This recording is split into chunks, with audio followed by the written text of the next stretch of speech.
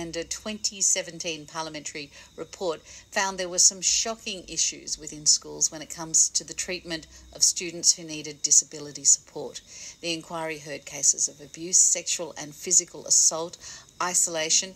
How do we protect vulnerable children with disabilities when they enter the education system? Should we be putting CCTVs in the classroom so we can see exactly what's happening?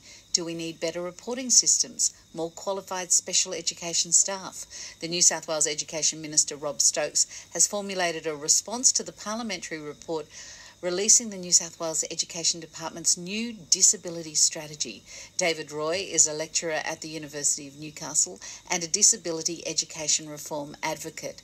He was involved in discussions to develop the new strategy, and he initiated that original 2017 parliamentary report. I spoke to him earlier today and asked what was the trigger point for seeking an investigation into the treatment of students with disabilities. It really stemmed from when I was doing research into the use of masks and drama in classrooms, and we started to come across multiple kids with a disability in these classrooms, and then issues came out from them. Parental contact was made, teachers contacted us, and then we also had people that we knew that were having real challenges within the education system, and we wondered, why is no one doing anything about this? And to be honest, it's been known for decades, and potentially maybe being an academic, that gives you, rightly or wrongly, a voice and an ability to maybe affect change.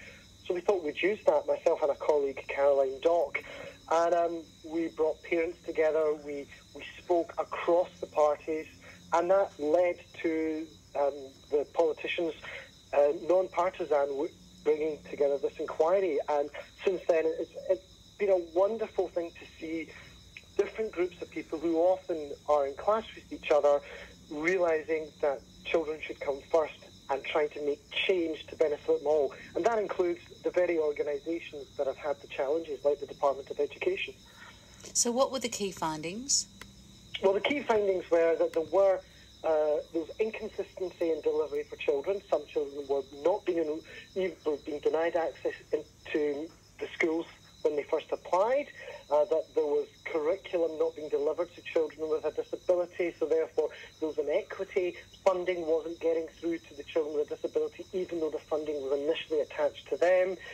There was some great practice. We must recognise there's been some fantastic work by schools and by teachers, and that was also coming forward, so that needed to be built upon. There was some horrific stories of abuse, physical assault, and most importantly, potentially, the actual investigative processes were seen to be deeply flawed as well.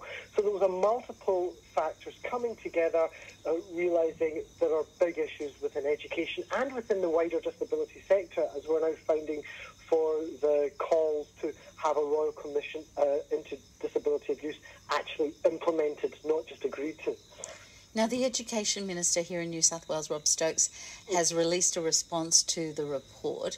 You were involved in discussions on formulating this disability strategy. How does this strategy improve things? Well, the strategy actually recognises that parents and children, as well as teachers and schools and the system, all have a responsibility to work collegially, cooperatively together, rather than entrenching themselves in defensive positions. And it's saying we must work together, we must fund properly, we must research properly, we must have data that we can then use to improve the situation, and most importantly, that all children with a disability deserve an education because they are children for no other reason. The label of disability actually should not be a barrier or should not make them as other, and that school systems must be aiming to be inclusive and use their strengths and use the children's strengths and see them as an asset, not as some people have said in the past, a burden to the system. So it's a strategy to move forward towards 2030. They recognise that you can't just do this overnight, that there needs to be, as the Auditor General of New South Wales stated, an attitudinal change to the treatment of children with a disability in schools.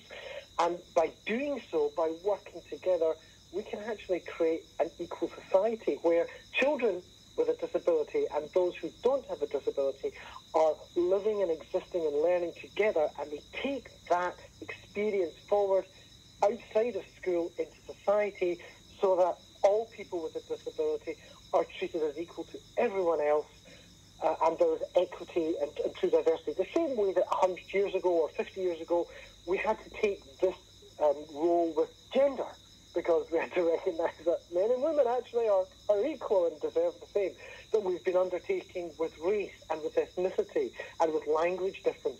And now we're moving to the next group of vulnerable people who've been excluded from society and saying we need to actually just recognise they're part of all of us.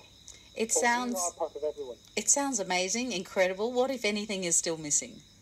Oh, one of the key factors for missing, and it's a sadness, because the Ombudsman has said there needs to be a need for this as well, is part of the accountability measure. We're going to have data because we say we need to be accountable, but we all know that no matter what system you have in place, people will not apply it, people will break it. Children with a disability are the most vulnerable, and bad people move into areas where there are children. So therefore there needs to be some form of independent accountability to deal with abuse of children that goes on in schools as it does in all institutions, that can actually deal with those issues. At the moment, schools investigate themselves. There's an organisation called EPAC, which is part of the Department of Education, which looks into these issues. But it looks into the system, it also looks into the teachers. It's not independent. Now, I understand... Wouldn't the police be called if there were incidents? Well, yeah, and the police have been called, but the police find it hard to get evidence because many parents are unwilling to come forward when there's issues because of the power structure that's inherently biased towards those who provide, but also because abusers, they tend to abuse where no other people can see it. And remember, children with disability are seen as unreliable witnesses because people misunderstand disability to be intellectual disability. And so when it happens in isolation, it's a he said, she said situation. That's why we need an independent body to oversee this as well. And that's something that's coming forward from the Royal Commission, and the Law Reform of Society of Australia has also said needs to happen. But we'll get there. There were figures out suggesting schools in New South Wales are really struggling as disability rates rise. I've seen stats such as a 15% a year increase in students with autism and students with mental health needs growing by more than 5%.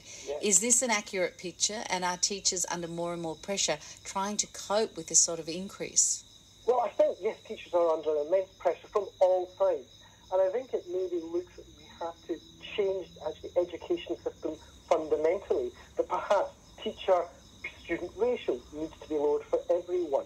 But yes, there are more numbers going into the mainstream situation. Perhaps that's because we've got better diagnosis, so that those children who were going through the education system without supports and failing are now being recognised as having a need, and teachers who care about students want to provide the best support for them. Universities need to do their bit, and I work at a university now, having been a teacher for 20 years.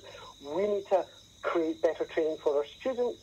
We need to start seeing just kids having learning needs rather than labels.